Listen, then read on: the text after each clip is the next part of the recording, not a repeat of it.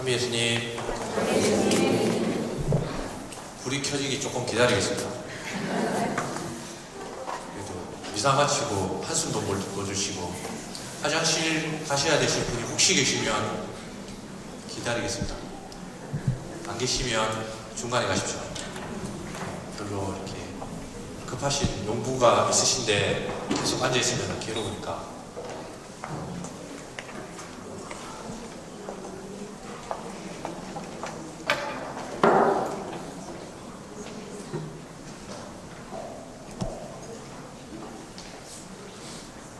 이게 한번 꺼지면 다시 켜지기까지가 시간이 조금 걸리는 걸로 제가 알고 있습니다. 네, 성호경으로 같이 시작하려고 합니다. 성부와 성자와 성령의 이름으로 아멘. 네, 오늘 저를 이렇게 초대해 주신 교회 본당 공동체 감사드리고요. 저는 이제 주님께도 말씀드렸지만 박사학위가 있는 것도 아니고 외국에서 공부한 것도 아니고 그냥 아무것도 아닌 저를 이렇게 특강을 초대해 주셔서 조금 당황스럽긴 했습니다만은 이렇게 한번 비유해보고 싶습니다. 여러분이 이렇게 고급 레스토랑에 가서 이렇게 잘 차려진 음식과 서비스를 받으면서 칼질하면서 음식을 드시면서 맛있게 드실 때도 있고요. 한정식 가셔가지고 또 잘 차려진 음식을 맛있게 드실 때가 있고, 매번 그것만 먹으면 좀 거시기하다 해서 가끔은 이제 인스턴트를 드시고 싶을 때가 있습니다. 저희도 가끔 라면 먹고 싶을 때가 있습니다. 그럴 때 한 번씩 라면을 먹으면 그렇게 맛있을 수가 없습니다. 오늘 저는 라면이라고 생각합니다. 짜파게티 그냥 원래 다 돼 있는 거 잘 버무려가지고 맛있게 간편하게 이렇게 부담 없이 이렇게 드실 수 있는 걸로 생각하시면서 이렇게 뭔가 함께 나누어 보려고 합니다. 제가 나눈 것은 다른 것이 아니라 우리가 그리스도인인데 그리스도인으로서 살아가는데 지금 어떤 상태에 있는지 스스로 한번 진단도 해보고, 그러면 어디로 내가 나아가야 될 것인지 고민도 해보시고, 그래서 그 진단과 고민을 함께 하는 겁니다. 저도 고민해봤고 저도 진단도 해봤고 어디로 갔으면 좋겠다라는 것은 분명한데 어떻게 하면 될지 이렇게 많이 고민을 해봤고, 그것을 이렇게 우리가 교리 때 다 배웠던 것인데 이것을 조각 나 있으니까 요거만 알고 하다가 같이 뭉쳐서 이렇게 바라보니까 생각보다 어렵지 않더라라는 것을 발견했습니다. 그리고 그것을 함께 나누고자 합니다. 여러분, 우리 시작 기도할 때 성호금만 제가 그었죠. 성호금 할 때 무엇을 기억하십니까? 조용합니다. 답은 없습니다. 여러분 각자가 가지고 있으신 거 이렇게 내비두셔도 좋고, 그 다음에 말씀은 안 하셔도 이렇게 고민, 잠깐 동안 제가 질문을 하면 잠깐 동안이라도 고민을 한번 해보십시오. 그렇게 하면 그 다음에 나를 이끄는 또 다른 것이 있거든요. 그리고 이렇게 쫓아갈 수 있어요. 성호병을 누르면 우리는 암기합니다. 성부와 성자와 성령의 이름으로. 그죠? 이렇게 하다 보니까 하나, 둘, 셋. 한거라 성부와 성자와 성령의 이름으로. 아멘 한거라. 별로 다른 게 없어요. 특히 이제 저도 목주기도 7분 안에 끊어 목주기인데 그렇게 하다 보면 한차식에서 시험이 되었어요. 그렇게 하다 보면 하나 둘 셋인지 내가 뭘 하고 있는지 잘 모를 때가 있어요. 지금 우리가 살아가고 있는 게 역시 그런 게 아닐까. 스스로에게 질문을 해보십시오. 성경을 볼 때 나는 뭘 기억하고 있지? 미사를 그거 마치시죠. 미사를 마치고 났습니다. 여러분 뭘 기억하십니까? 일독서, 화답서, 복음. 오늘 다행히 강론 안 하셨어요. 참 다행이다. 그 다음에 비탄성가, 대장성가, 믿음이라도 표현해주시죠. 아니면 영성체, 아니면 영성체 하고 나서의 감동,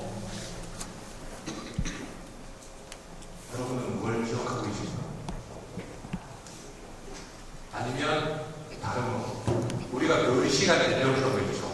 미사가 무엇이다. 성체성사는 뭐다. 혹시 그거를 기억하시는 분 계십니까? 지금 물어보면 대충 이제 단어 하나씩은 나오죠. 단어 하나씩은. 그런데 미사 마치고 나서 혹시 그걸 기억하시는 분들 계십니까? 최소한 미사는 맨 마지막에 은혜에 대한 감사인데 감사를 기억하시는 분들 계십니까? 제가 나누고자 하는 기억하는 신앙은 여기서부터 시작합니다. 우리는 아니면 나는 종교를 무엇 때문에 믿을까? 아주 기본적인 것부터 시작합니다. 여러분은 왜 신앙을 가지십니까? 세례 받을 때 다 하지 않습니까? 교회에 무엇을 청합니까? 신앙을 청합니다. 신앙이 여러분에게 무엇을 줍니까? 근데 실제로는 신앙을 뭐 때문에 하고 계십니까? 생활 안에서 네? 위안을 주고 실제로는 이제 제 질문에 대한 답이 아니고 여러분 스스로 답을 해보죠. 그래서 원래 신앙이 우리에게 주고자 하고 원래 신앙이 목적하는 바가 분명히 있는데 나는 왜 신앙을 믿고 있는가 라고 생각해 봤을 때 둘이가 합쳐지지 못하면 만나지 못하면 우리는 신앙생활을 하고 있는 것이 아니라 그냥 신앙을 하나로 이렇게 붙여놓고 있게 되는 겁니다. 이게 미사가 하고자 하는 것, 미사에서 교리 때 알려주고자 하는 것이 지식으로 머물게 되면 성사 생활이 아니라 그냥 미사 참여만 하고 돌아가시고 그래서 이제 가장 밑바탕에 있는 신앙에 대해서 같이 이렇게 나눠보면서 정말 만나야 될 곳이 어딘가 그것을 한번 살펴보고자 합니다. 신앙이 무엇이겠습니까? 믿음이 무엇이겠습니까? 역시 조용하십니다.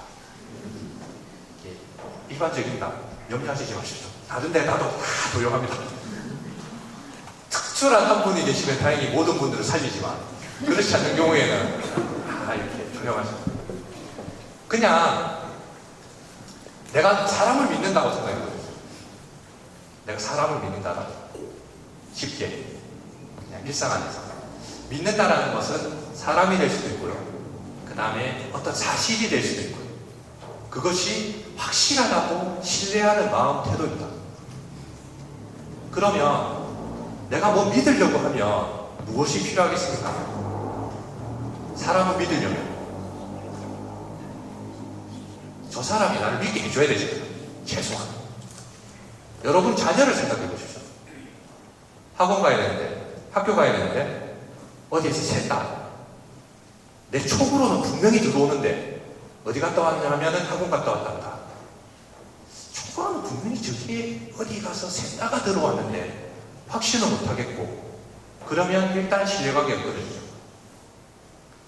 그러고 나면 의심의 눈으로 쳐다보기 시작합니다. 뭔가 데이터를 마련하기 시작합니다. 정보를 수집하고. 그런데 누군가가 나에게 믿을 수 있도록 무언가를 계속 준다면, 신뢰할 수 있도록 무언가를 계속 준다면 우리는 그를 믿습니다. 그것을 충실성이라는 말로 바꿔보겠습니다. 그러면 하느님은 우리에게 항상 충실하시는 거죠. 성서 어디를 보더라도, 구약 성서 어디를 보여도 약속하시고 그것을 항상 이루어주신 신실하신 하느님이시다라고 이야기합니다.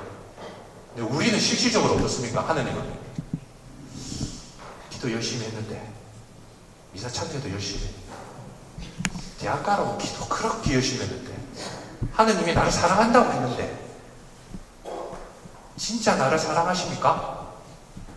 아가 시험에서 떨어지면 약간 실망합니다. 어디서 못 만나고 있는 걸까요? 어디서 엇갈리고 있는 걸까요? 신앙을 도식적으로 이렇게 이야기할 수 있습니다. 어차피 누군가를 만나야 되니까. 신앙을 도식적으로 부르심과 응답이라고 이야기할 수 있습니다. 그러면 누군가가 먼저 불러주고 부른 거에 대해서 답을 하게 되어 있잖아요. 그리스도교는 계시 종교입니다. 하느님께서 먼저 당신 자신을 열어내 주시고 그래서 사람이 알 수 있는 겁니다. 그래서 하느님께서 사람들에게 먼저 다가가시고 불러주시는 거죠. 그리고 사람은 내가 하고자 하는 응답을 하는 것이 아니라 하느님께서 부르시는 그 부르심에 응답을 해야 합니다. 근데 우리는 내가 하고자 하는 응답을 드리고 있습니다. 당신이 부르시는 그 부르심이 아닌 거예요. 그러니까 엇갈린 거죠.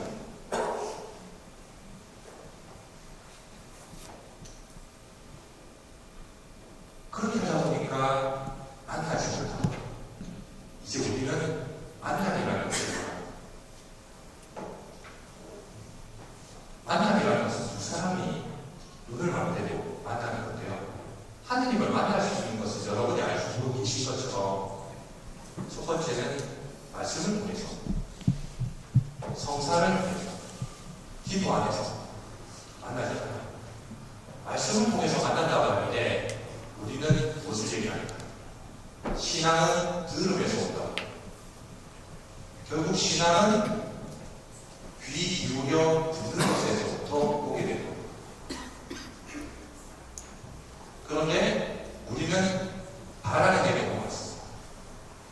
원하는 예배가 왔습니다. 그 부르심 말고 내가 원하는 것을 뭔가 얘기합니다. 사람을 움직이게 하는 요인이 있습니다. 욕망, 욕구라고 얘기합니다. 그 자체는 사람을 움직이게, 생기게 만듭니다. 그런데 그 욕망, 욕구는 어떤 가치를 추구하기 위해서 가치를 쫓아가게 됩니다. 내 마음 안에는 내가 원하는 욕망과 가치가 있고 끊임없이 하느님께서 나에게 바라시는 가치가 있고 부르심이 있습니다.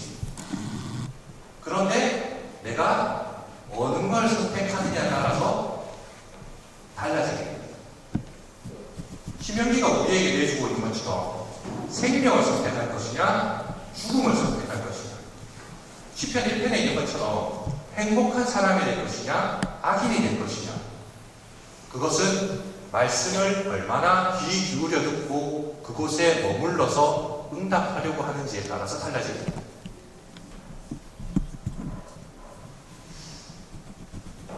하느님이 나를 부르셨을까?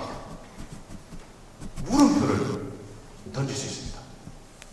왜냐하면 신앙이 부르심과 응답이고 하느님을 만나는 건데, 여러분 하느님 만나보셨습니까? 만나보신 분도 계실 텐데 쑥스러워서 말씀을 안 하시는 분이 하느님 아버지를 만나는 사람은 어떻게 됩니까? 성경에 죽습니다. 진짜 그렇죠? 유일하게 만나는 거 비슷하게 한 사람이 누굽니까? 하느님의 뒷모습만 본 사람이죠.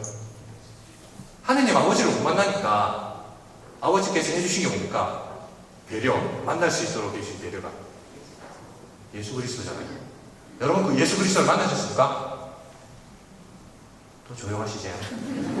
쑥스러워하고 속삭이시지? 확실한 게 뭔가 없으시니까. 저도 그랬습니다. 예수 그리스도를 직접적으로 만나진 않죠.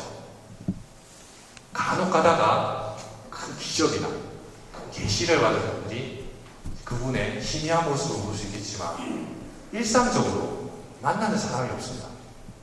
그러니까 우리의 신앙은 안개 속에서 부옇게 있습니다. 그런데 그분의 목소리를 들을 수는 있습니다.